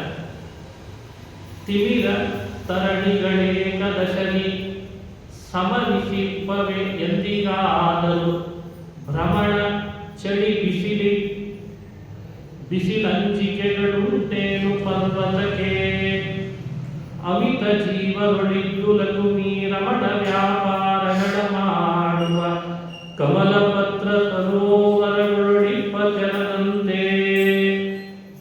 ಇಷ್ಟೆಲ್ಲ ಪರಮಾತ್ಮ ನಮ್ಮೊಳಗಿದ್ದು, ದೇವತೆಗಳಲ್ಲಿದ್ದು, ಅಸುರರೊಳಗಿದ್ದು ಉಣಿಸ್ತಾನೆ, ತಾನು ಸಾಕ್ಷ್ಯ ಉಣ್ತಾನೆ ಅಂತೆಲ್ಲ ವಿಷಯಗಳನ್ನು ಹೇಳಿದಾಗ ಮನಸ್ಸಿನಲ್ಲಿ ಒಂದು ಅಂಶ ನಮಗೆ ಹೊಡಿತದೆ. ನಮಗೆಲ್ಲ ಇಷ್ಟು ಕೊಡಬೇಕಾದ್ರೆ ದೇವರಿಗೆ ಎಷ್ಟು ಅಂಟಿರಬಾರ್ದು. ದೇವರಿಗೆ ಪುಣ್ಯ ಪಾಪಗಳನ್ನು ನಮಗೆ ಕೊಡಬೇಕಾದ್ರೆ ಅವನಿಗೇನೆಲ್ಲ ಆಗಿರಬೇಡ. ಅದಕ್ಕಂತಾರೆ ಅವನ ಸಾಮರ್ಥ್ಯ ಎಷ್ಟು ದೊಡ್ಡದು ಅಂದರೆ, ಪುಣ್ಯವೋ ಪಾಪವೋ ಅದನ್ನು ಪ್ರೇರೇಪಣೆ ಮಾಡುವ ದೇವತೆಗಳು, ಅದರ ಅನುಭವ ಅನುಭವಿಸುವ ನಾವು ನಮ್ಮನ್ನೆಲ್ಲ ತನ್ನ ಕೈ ಕೆಳಗೆ ಇಟ್ಕೊಂಡಿರ್ತಾನೆ. ಯಾವತ್ತೂ ಕೂಡ ಸೂರ್ಯನನ್ನು ಅಟ್ಟಿಸ್ಕೊಂಡು ಕತ್ತಲೆ ಹೋಗ್ಲಿಕ್ಕೆ ಸಾಧ್ಯ ಇಲ್ಲ. ಸೂರ್ಯ ಎಲ್ಲಿ ಬೇಕಾದರೂ ಹೋಗಿ ಸೂರ್ಯನೇ ಕತ್ತಲೆ ಹಿಂದೆ ಹೋಗಿರ್ಬೇಕೆ ಹೊರತು ಸೂರ್ಯನನ್ನು ಆವರಿಸ್ತೇನೆ, ಸೂರ್ಯನನ್ನು ಮುಚ್ಚುತ್ತೇನೆ ಅಂದ್ರೆ ಆಗಲ್ಲ. ತಿಮಿರ ತರಣಿಗಳು ಏಕದೇಶದಿ ಸಮನಿಶಿಪ್ಪವೇ ಎಂದಿಗಾದರೂ ಭ್ರಮಣ ಚಲಿ ಬಿಸಿಲ ಅಂಜಿಕೆಗಳು ಉಂಟೇನೋ ಪರ್ವತಕ್ಕೆ. ಪರ್ವತಕ್ಕೆ ಚಳಿ ಬಿಸಿಲು ಅಂಜಿಕೆಗಳು ಇರ್ಲಿಕ್ಕೆ ಸಾಧ್ಯನಾ? ಬೆಟ್ಟ ಎಂದಾದ್ರೂ ಚಳಿ ಹೆದರಿದ್ದಿದೇನಾ? ಬೆಟ್ಟ ಎಂದಾದ್ರೂ ಬಿಸಿಲಿಗೆ ಹೆದರಿದ್ದಿದೇನಾ? ಪರಮಾತ್ಮ ಬೆಟ್ಟ ಇದ್ದಾಗಿದ್ದಾನೆ. ಬಹಳ ಶಕ್ತಿವಂತ ಬೆಟ್ಟ ಅಂತ. ಅವನಷ್ಟು ಶಕ್ತಿ ಇನ್ಯಾರಿಗೂ ಇಲ್ಲ. ಅದ್ರಿಜ, ಋತಜ, ಗೋಜ ಅಂತ ಹೇಳ್ತಾರಲ್ಲ ಒಂದು ಕಡೆ ವೇದದಲ್ಲಿ. ಅವನು ಸ್ವತಃ ಬೆಟ್ಟ, ಮಹಾಬೆಟ್ಟ. ಅವನಿಗೆ ಯಾರ ಅಂಜಿಕೆಯೂ ಇಲ್ಲ. ಹಾಗೆ ಭಗವಂತ ಇದ್ದಾನೆ. ಮತ್ತು ತಿಮಿರ ತರಣಿಗಳು ಏಕದೇಶದಲ್ಲಿ ಸಮವಸಿಪ್ಪವೆ. ಒಂದೇ ಪ್ರದೇಶದಲ್ಲಿ ಎಲ್ಲಾ ಸೂರ್ಯ, ತಿಮಿರ ಅಂತಂದ್ರೆ ಕತ್ತಲೆ. ಕತ್ತಲೆ ಒಂದು ಕಡೆ, ಸೂರ್ಯನು ಒಂದು ಕಡೆ, ಒಟ್ಟಿಗೆ ಸೇರಿದ್ದಿದೆ ಎಲ್ಲ. ಕತ್ತಲೆ ಬಂತ, ಸೂರ್ಯನಿಗೆ ಅವಕಾಶ ಅಲ್ಲಿಲ್ಲ. ಸೂರ್ಯ ಬಂದ, ಕತ್ತಲೆಗೆ ಅವಕಾಶ ಇರಲ್ಲ. ನಮ್ಮಲ್ಲಿ ಇದನ್ನೇ ಒಂದು ದೇಶದಲ್ಲಿ ಸೇರದೇ ಇರುವವುಗಳು ಅಂತ ವ್ಯಾಖ್ಯಾನ ವ್ಯಾಖ್ಯಾನಿಸುವಾಗ ಸಾಮಾನಾಧಿಕರಣ ವಿರೋಧ ಅಂತ ಕರೀತಾರೆ. ಅಸಾಮಾನಾಧಿಕರಣ ವಿರೋಧ. ಕತ್ತಲಿದ್ದಲ್ಲಿ ಸೂರ್ಯನಿರಲ್ಲ, ಸೂರ್ಯ ಬಂದ ಅಂದರೆ ಕತ್ತಲಿಗೆ ಅವಕಾಶ ಇಲ್ಲ. ಹಾಗೆ ನಮ್ಮ ಪುಣ್ಯ ಪಾಪ ನಾವು ನಮ್ದೆಲ್ಲ ತರಣಿ ಇದ್ದಾಗ, ಆ ಪರಮಾತ್ಮನ ಶಕ್ತಿ ಇದೆಯಲ್ಲ ಅದು ಸೂರ್ಯನಿದ್ದಾಗ ಒಂದೆಡೆ ಬರಲಿಕ್ಕೆ ಅವಕಾಶ ಇಲ್ಲ. ಆದ್ದರಿಂದಲೇ ಭಗವಂತನಿಗೆ ಪುಣ್ಯದ ಲೇಪವೋ ಪಾಪದ ಲೇಪವೋ ಅಶಕ್ತಿಯ ಲೇಪವೋ ಇದೆ ಅಂತ ಹೇಳಬೇಡ. ಬೆಟ್ಟಗಳಿಗೆ ಬಿಸಿಲು ಚಳಿ ಮೊದಲಾದವುಗಳ ಅಂಜಿಕೆ ಬರಲಿಕ್ಕೆ ಸಾಧ್ಯನಾ? ಸಾಧಾರಣ ದೇವ ಸೃಷ್ಟಿ ಮಾಡಿದ ಭೂಧರವೇ ಹೀಗಿರಬೇಕಾದ್ರೆ ಇನ್ನು ಭೂಧರ ಸೃಷ್ಟಿ ಮಾಡಿದ ಭಗವಂತ ಹೇಗಿರಬೇಡ, ಅವನಿಗೂ ಅದಿಲ್ಲ. ಅಮಿತ ಜೀವರೊಳಗಿದ್ದು ಲಕುಮಿ ರಮಣ ವ್ಯಾಪಾರಗಳ ಮಾಡುವ. ಎಲ್ಲ ಜೀವರಾಶಿಗಳೊಳಗೂ ತಾನಿರ್ತಾನೆ, ಹಿಂದೆ ಹೇಳಿದಂತೆ ಕರ್ಮಗಳನ್ನು ಮಾಡಿಸ್ತಾನೆ. ಆದರೆ ತಾ ಮಾತ್ರ ಸರೋವರೊಳಗಿರುವ ತೆರದಂತೆ. ಸರೋವರಗಳೊಳಗೆ ಕಮಲ ಪತ್ರ ಇರ್ತದೆ. ಒಂದು ಕಮಲದ ಎಲೆಗೆ ಇಷ್ಟು ನೀರು ಹಾಕಿದ್ರು ನೀರು ಅಂಟಲ್ಲ. ಕಮಲ ಸರೋವರದೊಳಗೆ ಇರ್ತದೆ, ಕೆಳಗೂ ನೀರಿದೆ, ಮೇಲ್ಗಡೆ ಬಿಂದುಗಳು ಬೀಳ್ತಾರೆ, ಆದರೂ ಅಂಟಲ್ಲ. ಅದು ಹೇಗೆ ಅಸಂಗವೋ ಪರಮಾತ್ಮ ಹಾಗೆ ಅಸಂಗ. ಬೆಟ್ಟ ಹೇಗೆ ನಿರ್ಭೀತವೋ ಭಗವಂತ ಹಾಗೆ ನಿರ್ಭೀತ.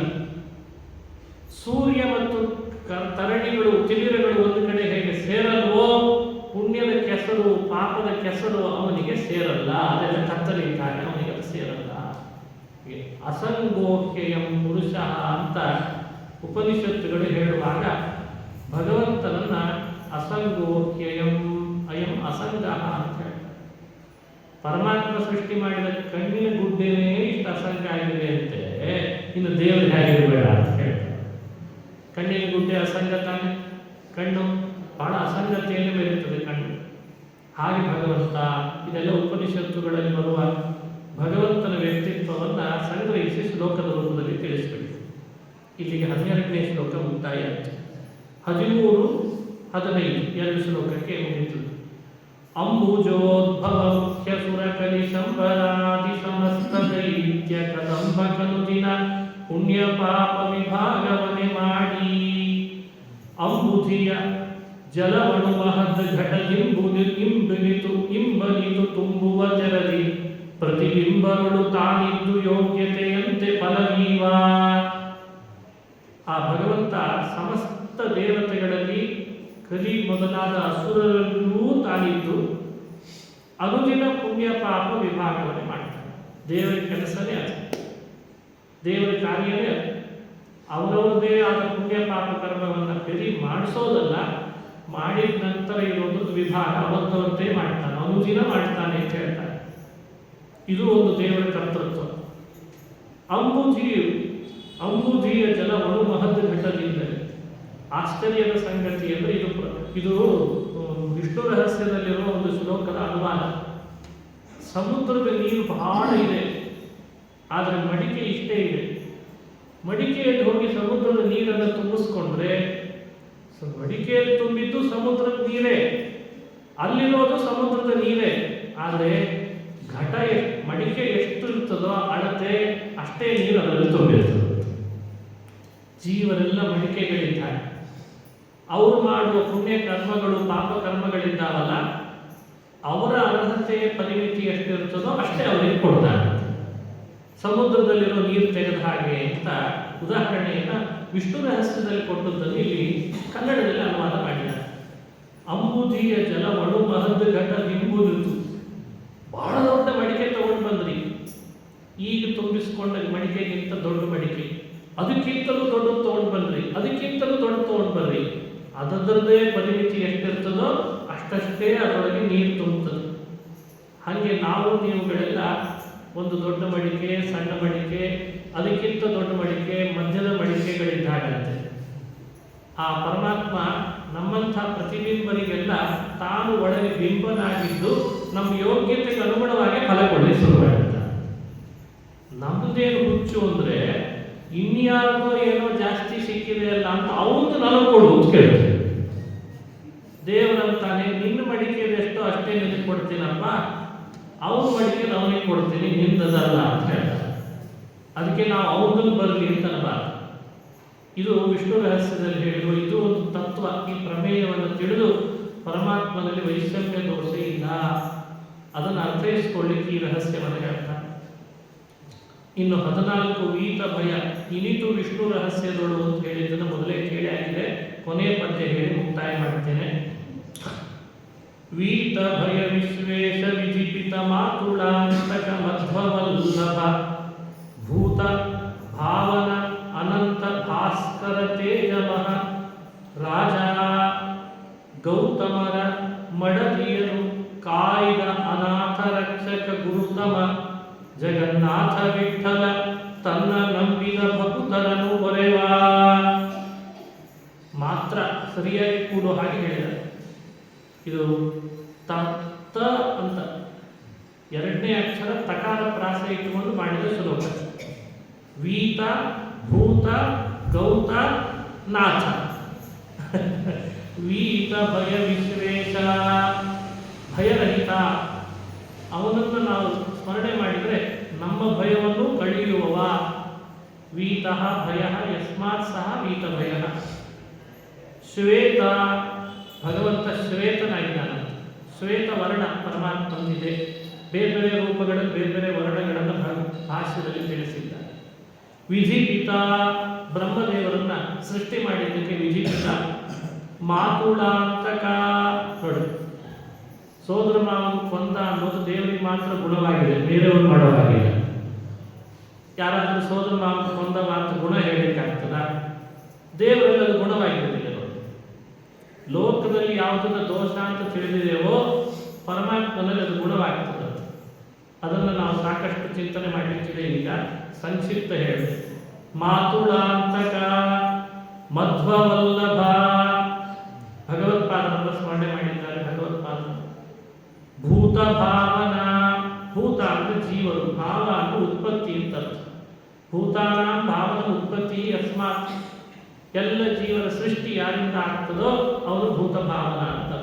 ಭೂತ ಭಾವನ ಅನಂತ ಭಾಸ್ಕರ ತೇಜ, ಅನಂತ ಭಾಸ್ಕರ ತೇಜ, ಅನಂತ ಸೂರ್ಯರಂತೆ ತೇಜಸ್ಸುಳ್ಳವ ಅಂತ ಅಭಿಪ್ರಾಯ.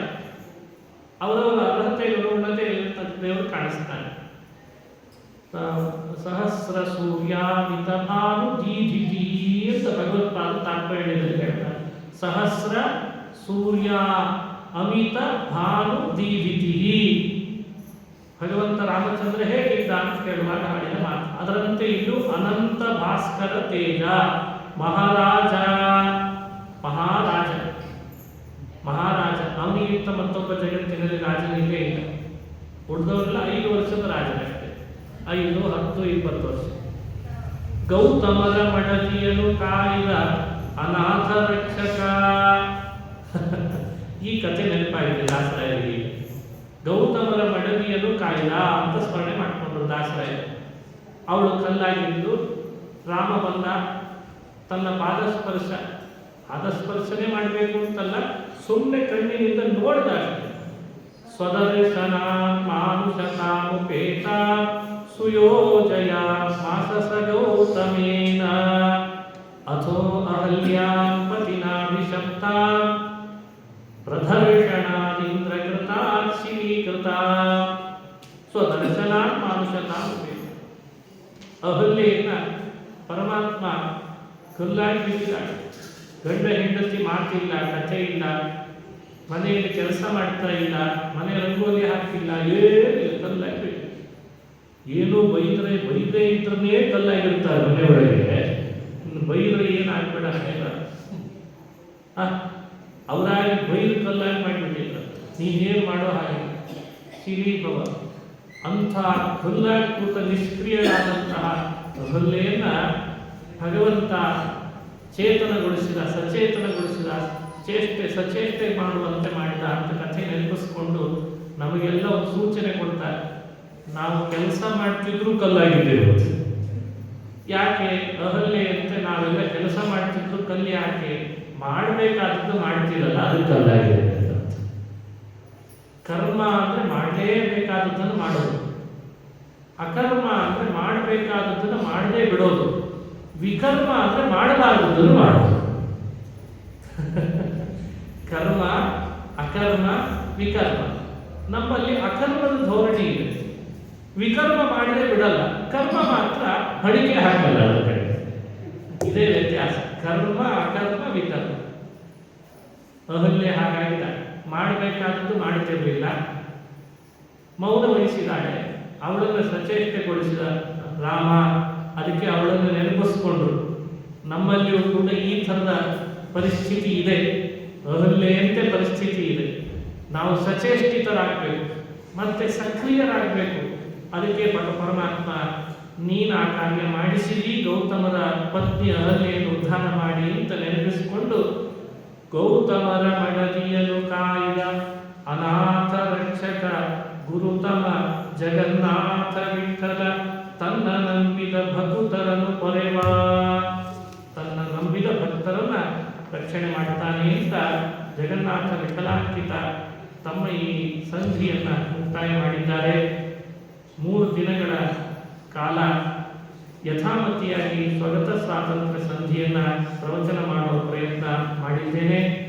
ನಾನು ವೇದಶಾಸ್ತ್ರಗಳನ್ನು ಓದಿ ಅರ್ದು ಕುಡಿದವನೇನಲ್ಲ, ಗುರು ಸೇವೆಯನ್ನು ಮಾಡಿ ವಿದ್ಯೆಯನ್ನು ಬಹಳಷ್ಟು ಸಂಪಾದಿಸಿದವನೇನಲ್ಲ. ನಾನು ಒಬ್ಬ ಅಲ್ಪ ಹುಳುಮಾನವ, ಸಾಧ್ಯವಾದಷ್ಟು ಪ್ರಯತ್ನಪಟ್ಟು ಕಲೀಲಿಕ್ಕೆ ಹೊರಟದ್ದು.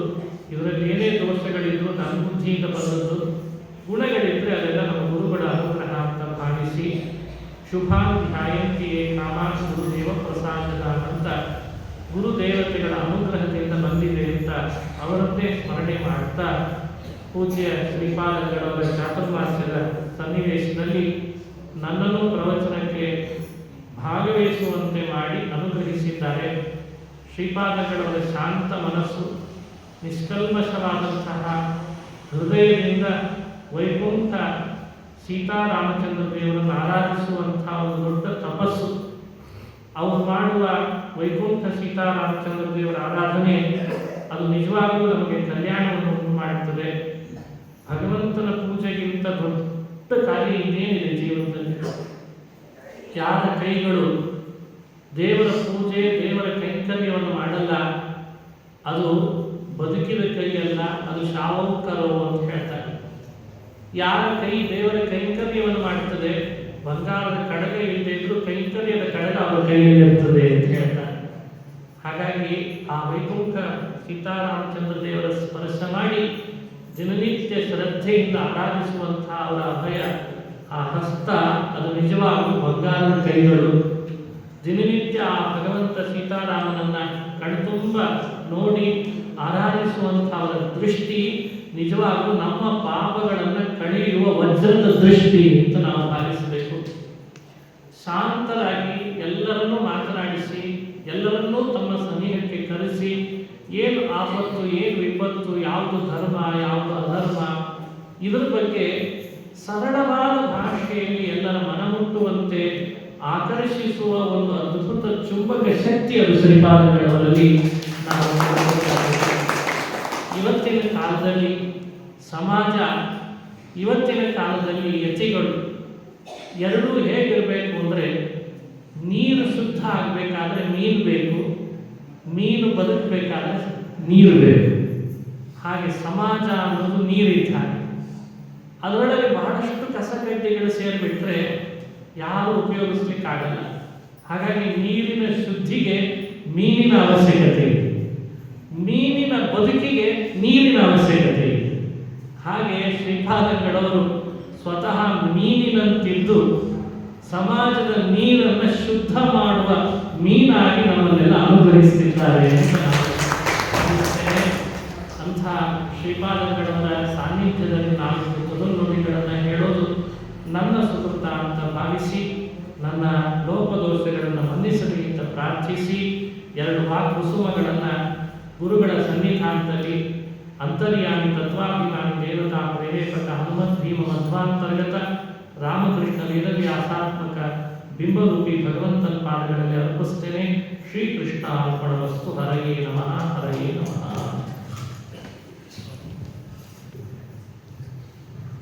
ಮೂರು ದಿನಗಳ ಕಾಲ ಬಹಳ ಸುಂದರದಂತಹ ಹರಿಕಥಾಮೃತ ಸಾರದ ಸ್ವಗತ ಸ್ವಾತಂತ್ರ್ಯ ಸಭೆಯ ಒಂದು ಪ್ರವಚನವನ್ನು ಮಾಡಿದಂತಹ